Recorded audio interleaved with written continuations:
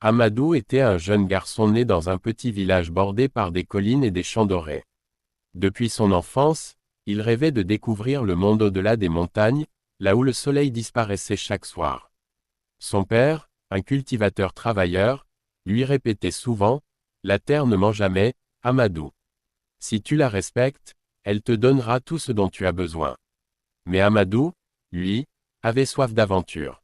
Il aimait écouter les voyageurs de passage raconter les villes bruyantes, les marchés pleins de couleurs et les routes infinies qui menaient vers l'inconnu. Chaque matin, il aidait sa mère à puiser de l'eau au puits avant de se rendre au champ. Le soleil brûlait déjà la terre quand il commençait à sarcler. Pourtant, dans son esprit, il voyageait. Il imaginait les mers, les grandes forêts et les routes pavées où passaient des caravanes de marchands. Il voulait apprendre, comprendre le monde et peut-être un jour revenir, grand et fort, pour changer la vie de son village.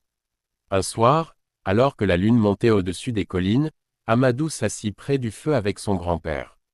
Le vieil homme, au regard profond, lui raconta l'histoire de son propre voyage de jeunesse, comment il avait quitté le village pour servir dans une ville lointaine avant de revenir chargé de sagesse.